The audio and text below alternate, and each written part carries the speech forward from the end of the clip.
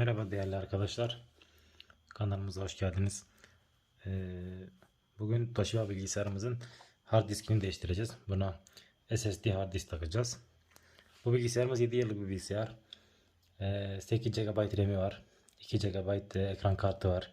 i5 işlemcili bir bilgisayar. Ama maalesef ki çok ağır çalışıyor. Çok geç açılıyor.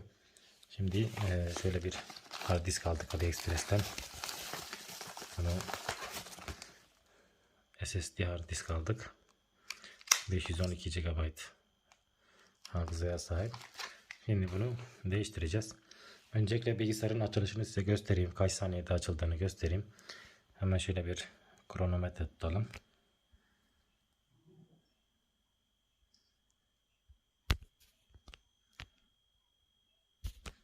Kronometremiz başladı ve şöyle basıyorum. Bakalım. Bilgisayar herhangi bir ağırlaştırıcı program yüklü değil. Sadece Office, Adobe ve basit bir iki tane program var. Müzik çalar falan. Onun dışında bir şey yok. İçinde de hafızası boş yani. Bakın halen sürüyor.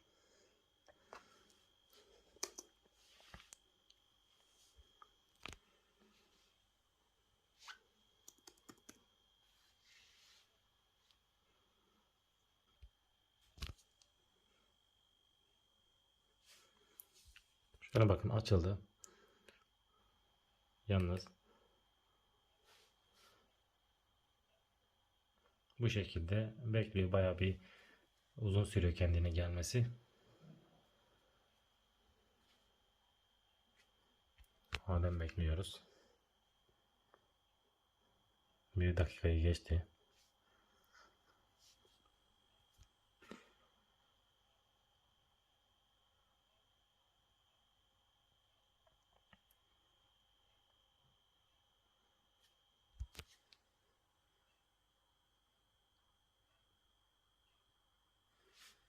Halen bekliyoruz. Daha kendine gelmemiş.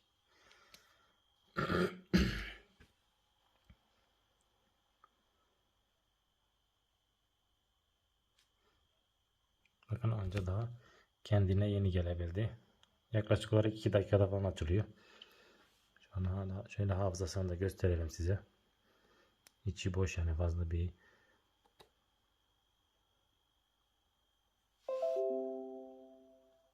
bakın hard disklerin ikisi de boşa yakın neredeyse. Bu şekilde.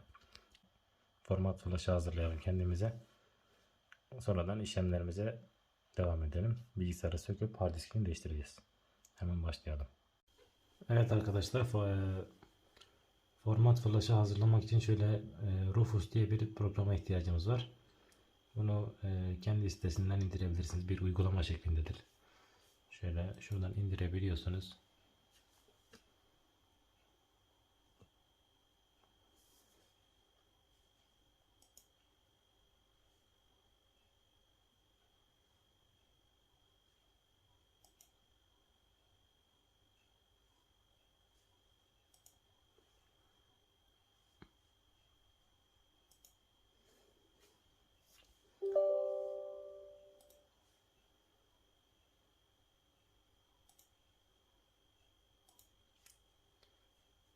Rufus programı tamam. Şöyle bir Windows ISO dosyasına da ihtiyacımız var. Ben bilgisayarıma Windows 10 10 programıyla yüklemek istiyorum. Windows'un kendi sitesinden Windows 10 ISO dosyasını indireceksiniz. Buna da ihtiyacımız var. Bir tane de flash belleğe ihtiyacımız var. Bizim flash belleğimiz şu an takılı. Şuradan dosyayı seçeceğiz. ISO dosyasını bu dosyayı seçmemiz gerekiyor. Seç diyelim.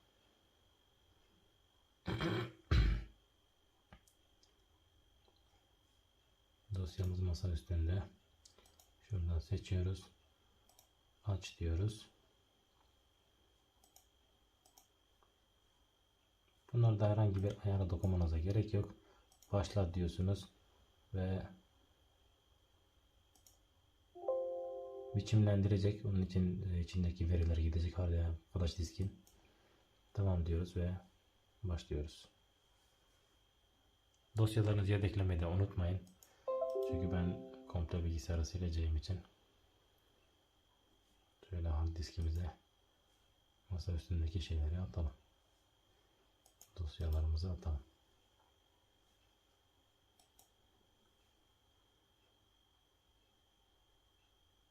Bu biraz uzun sürecek. Tamamlansın. Sonra videomuza devam ederiz. Evet, şu an flash'ımız hazır. Bilgisayarımızı kapatalım. Söküp yeni hard diskimizi takmaya başlayalım.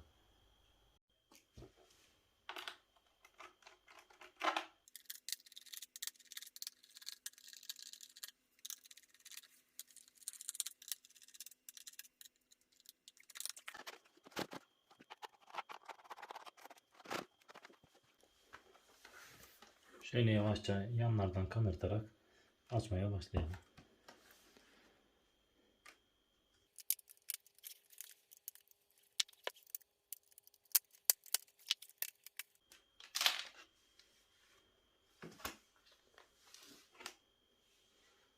Bilgisayarımızı açtık.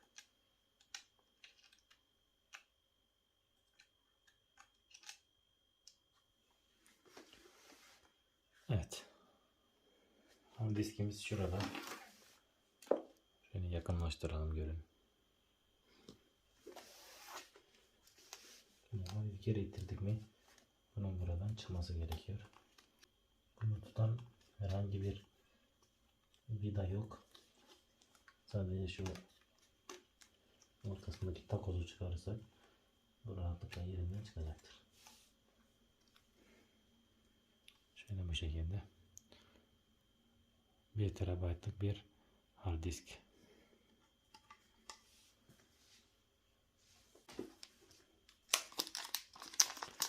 Bu da bizim yeni aldığımız hard disk. Bakın boyutları aynı. Baya bir hafif bir şey bu. Şu şekilde bakın. SATA 3 diye geçiyor bunlar. Tekrar şu silikon kılıfın içine yerleştirmemiz lazım.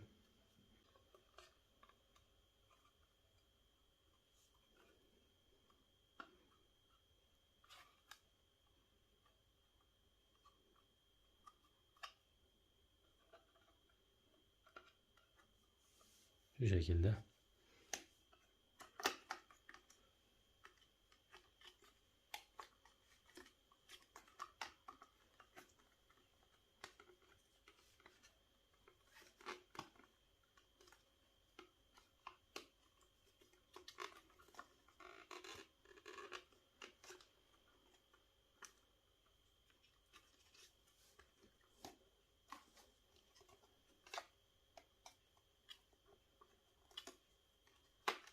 Evet, hard diskimizi taktık. Vanamız gayet temiz duruyor. Herhangi başka bir işleme gerek yok. Şimdi yavaş yavaş geri kapatalım. Hard diskimizi taktık, sabitledik. Herhangi başka bir işleme gerek yok.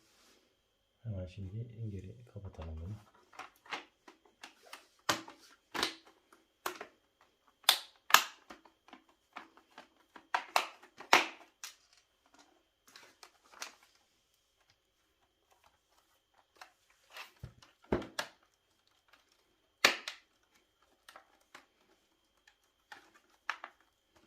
Evet, bu şekilde.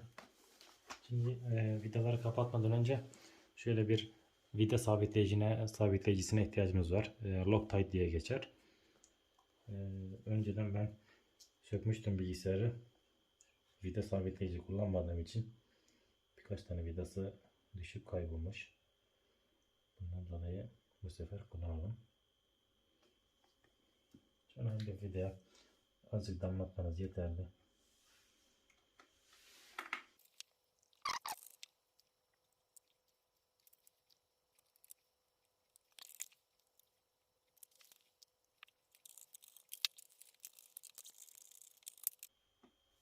Evet.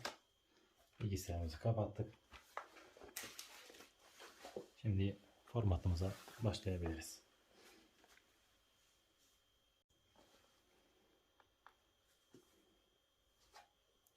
F8 tuşu bizim format tuşumuz. Zaten direkt saat ve tarih ayarı istiyor.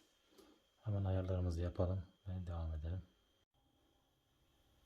Saat tarih ayarımızı yaptık. Bilgisayarımızın özelliklerini de şu şekilde.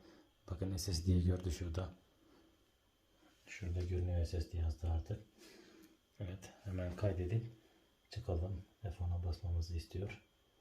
F10'a bastık. Evet diyelim. Bu bilgisayarın formatı şu F8 ile başlıyor.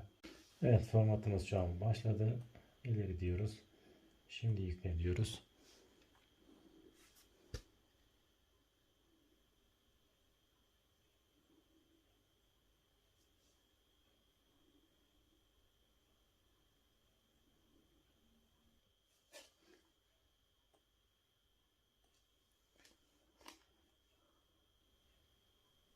Şurada biz gelişmiş özelliklerden tıklayacağız ve burada C ve D diye ayırmamız lazım. C sürücüsü bizim 200 GB olsun. Onun için megabayt cinsinden 200.000 yazmamız lazım.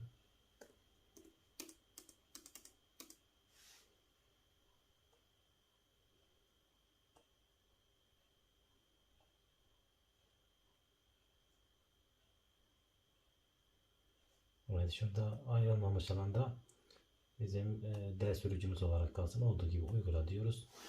Ve bu şekilde sürücümüzün bölümlerini oluşturmuş olduk. Şurada ilk oluşturduğumuz 200 GB'lık bölümü işaretleyip ileri diyoruz. Ve bizim Windows'umuz oraya yüklenecek. C sürücüsü orası olacak. Kurulum bitsin devam ederiz videomuza.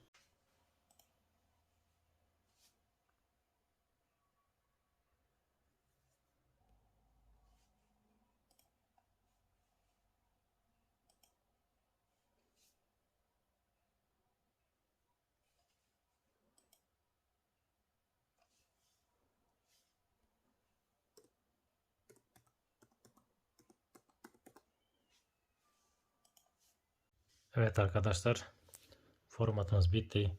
Bütün programları yükledim. Driver'larını, her şeyini yükledim. Şimdi hemen bilgisayarımızı açalım ve kronometremizi başlatalım.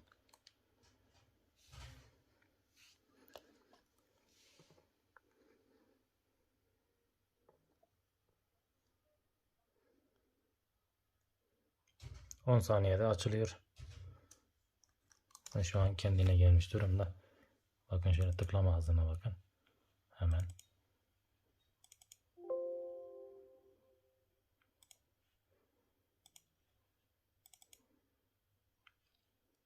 Bilgisayar gayet hızlı çalışıyor şu an arkadaşlar.